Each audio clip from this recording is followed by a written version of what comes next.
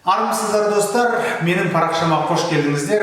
Сіздерге бүгін маған ең жиі қойылатын сұрақтардың біреуі. Ағылшын тілінде сөздік қорыңызды қалай арттыруға болады? Қалай сөздерді көптеп есте сақтауға болады? Осы сұрақтарға жауап беретін боламын. Міндетті түрде тыңдап, естеріңізге сақтап, жазып алып, достарыңызға таратуды ұмытпаңыздар. Жақсы пікірлеріңіз болса, төменде комментке жаза отырыңыздар. Достар, кішігірім хабарлама айта кетуге рұқсат етіңіздер. 3 қазан күні, алжаса осы бейсенбі күні сіздерменен грамматиканы дамытуға арналған ағылшын тілінің марафонын бастағалы жатырмын. Қатысам деуші кісілердің барлықтары менің WhatsApp нөмірімен немесе дайректке хабарлассаңыздар болады. Екінші хабарлама, достар, 5 қазан күні, сенбі күні сіздерге арнайы спикинг марафон іске қосылатын болады. Спикинг марафон бұл сөйлеу қабілетіңізді арттыруға арналған электронды түрде білім алу жүйесі, достар. Спикинг марафонда көп пайдалы ақпараттар аласыздар. Бұл күнделікті өмірде қолданатын тіркестерден бастап, қалай произношение, яғни сөйлеу қабілетіңізді арттыру керек, қалай оқу қабілетіңізді арттыру керек, қалай тыңдалымыңызды арттыру керек деген сияқты көп лайфхактар үйренетін боласыз. Олардың барлықтарын уақыты келген кезде сіздерге беретін боламын. Тіркелем деуші кісілердің барлықтары дайректке немесе WhatsApp-қа хабарласыңыздар.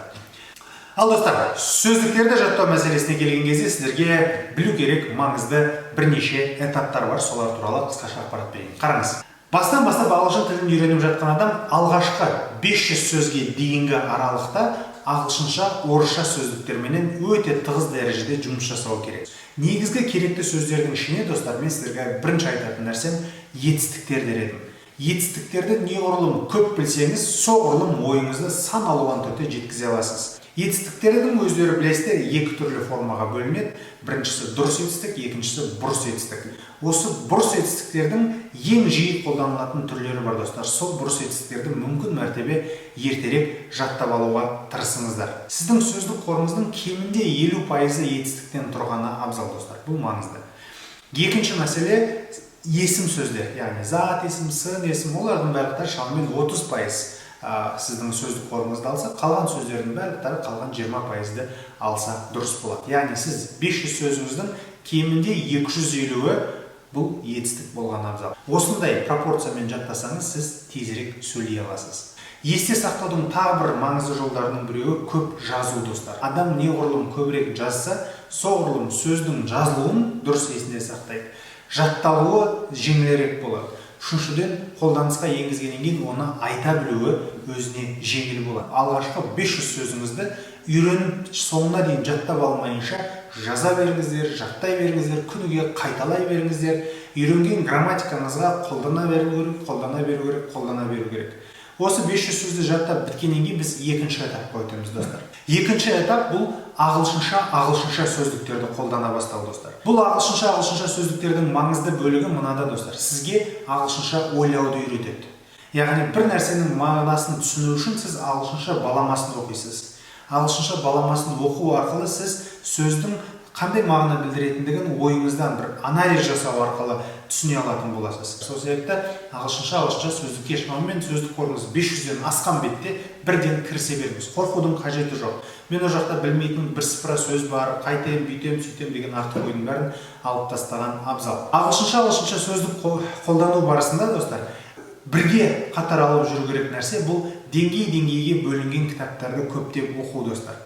Ол кітаптарды жүктеп алатын арнайы сайттар бар. Сайтқа тіркеліп, ішінен кітаптарды жүктеп алып, сол жерден электронды түрдегі кітаптарды оқысаңыз дұрыс болады. Неғұрлым көп кітап оқисыз, соғұрлым миыңызды ағылшыншаға тезірек жаттықтырасыз, достар. Кітап оқу барысында біртіндеп ән тыңдаңыз, достар. Ағылшынша әндерді тыңдаңыз. Жеңіл әндерден бастап қиынырақ, жылдамырақ айтылатын әндерге өткеніңіз абзал. Әндермен қатар ертегі көруді бастау керек, достар. Ертегілер өте ыңғайлы, түсінгенге ыңғайлы. Оның видеолары интернетте өте көп, YouTube-та әсіресе ағылшынша ертегілер астында субтитрларымен. Яғни 4-ші бөлім мультиктарға өтесіз, достар. Мультиктардан кейін келесі бөлім бұл фильм көру этапы, достар. Фильмдерді көргенде де бас салып қиын фильмдер емес, деңгейіңізге арналған арнайы фильмдердің жиынтықтары бар. Бұл үшін сізге Puzzle Movies сайты өте пайдалы болады. Үшінші этап, достар, сөздік қорыңызды арттырудың ең тиімді әрі қарқынды жылдамырақ қосатын жолдардың біреуі. Бұл антонимдерін және синонимдерін жаттау сөздердің, достар. Антонимдардың пайдасы, синонимдардың пайдасы мынада. Мысалы, to achieve a goal, мақсатқа жету деген сөз. Achieve деген сөздің синоним ретінде reach деген сөзді қолдансаңыз болады. To reach a goal. I would like to achieve a goal. I want to reach a goal. Яғни мақсатыма жету деген сөз. Екеуі де бір мағынаны білдіреді. Goal деген сөзді aim деген сөзбен алмастыруға болады. Екеуі де синоним, достар. Aim бұл да мақсат деген сөз. To achieve an aim, to reach an aim. Яғни бір ойды біз 4 түрлі жолменен айтып жатырмыз, достар. Бұндай мүмкіндіктердің барлықтарын синонимдерді, антонимдерді жаттау арқылы жүзеге асыра аласыз. 4-ші бөлім бар. Бұл жерде кішкене деңгейіңіз әжептәуір көтеріліп, ойыңызды емін-еркін жеткізе алатын кезде фильмдерді көру керек.